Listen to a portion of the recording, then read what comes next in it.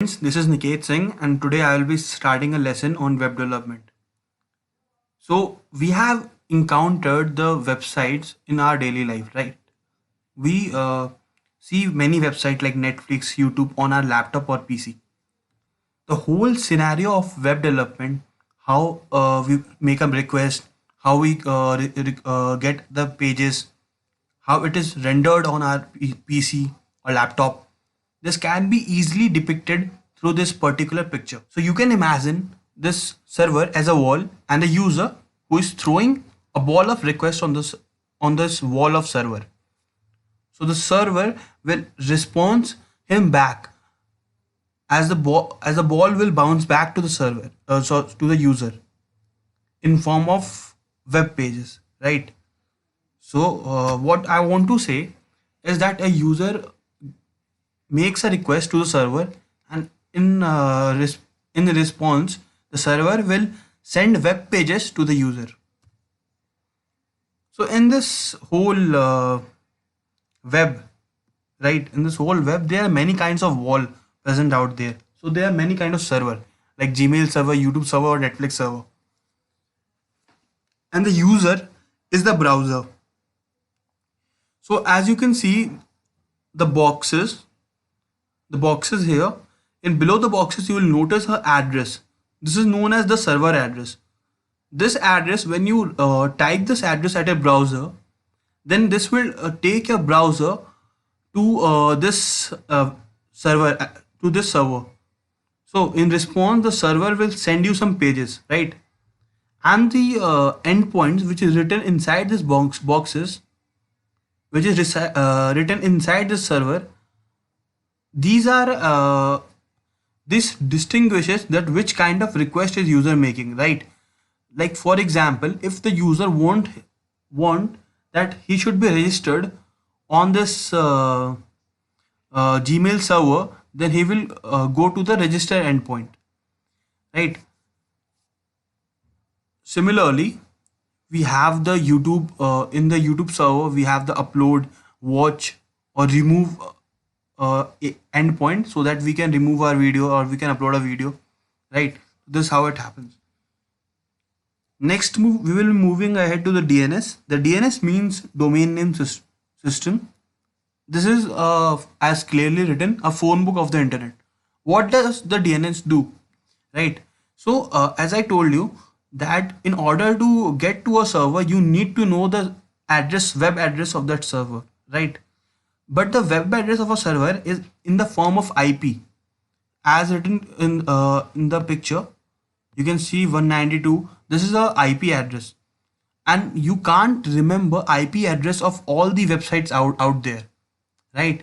So what happens that you need to remember only the domain name, that is the google.com, and the DNS, the domain name system, will map that domain name to a particular IP.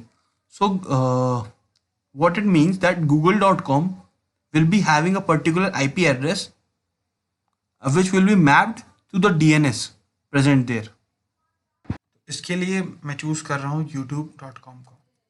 सो अगर मैं youtube.com के server पे जाता हूँ, ठीक है, ये मैंने एंटर क्लिक किया और मैं youtube.com के सर्वर पे चला गया, ठीक है. तो हुआ क्या कि मैंने youtube.com एड्रेस पे एक HTTP रिक्वेस्ट भेजी. वहाँ पे उस एड्रेस पे एक सर्वर अवेलेबल था जिसने मुझे रिस्पॉन्स में ये पेज भेजा है, ठीक है. ये पेज उसने मुझे रिस्पॉन्स में भेजा है, ठीक है. अभी तक तो क्लियर है. अब मैं अगर बात करते हैं एंड पॉइंट्स की, ठीक है. तो अगर मैं किसी बटन पे क्लिक करता हूँ, जैसे ट्रेंडिंग बटन पे क्लिक करता हूँ, तो आप देखोगे कि वहाँ पे एक नया एड्रेस थोड़ा बड़ा हो गया हमारा, वो हो गया feed/trending. इसका मतलब हमें अगर जाने इस पूरे URL को देखें तो हमें ये पता चलता है कि जो इस एंड पॉइंट से पहले है वो हमारे है वेब का एड्रेस, यानी सर्वर का एड्रेस, और जो इस सर्वर के एड्रेस के बाद में जो पॉइंट है जिसे मैं एंड पॉइंट कह रहा हूँ, वो एक्चुअली में वो ये बताता है कि अब यूज़र की रिक्वेस्ट क्या करना चाह रही है.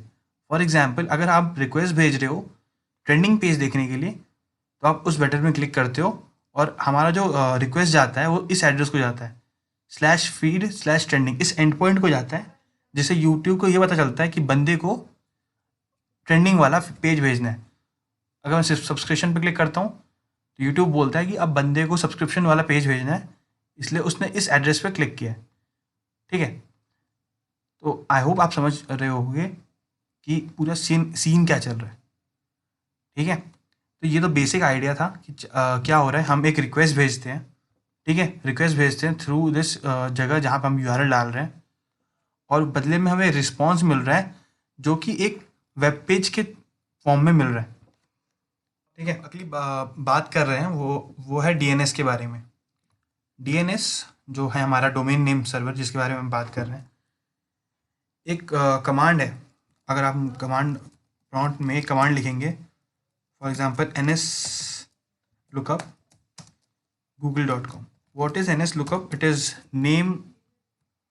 नेम सर्वर लुकअप, यानी कि google.com जो ये नाम है, ये एक सर्वर है। ठीक है, अब इस सर्वर का ये तो सर्वर का नाम हुआ, हमें जानना है कि सर्वर का एड्रेस क्या है, राइट। जो मैंने डीएनएस का सीन बताया था कि आप हमारे प्रोवाइडर के पास एक डिक्शनरी रहती है जहाँ पे नाम के आगे उसका एड्रेस रहता है, ठीक है, ताकि वो उस सर्वर को कांटेक्ट कर सके। ठीक है, तो अगर हम एनएस लुकअप पे क्लिक करते हैं तो आप देखोगे कि ये आउटपुट एक निकल के आता है। यहाँ पे अगर आप नोटिस करोगे तो ये कुछ आईपी एड्रेस टाइप का दिख रहा है, तो ये सर्वर का एड्रेस ही है।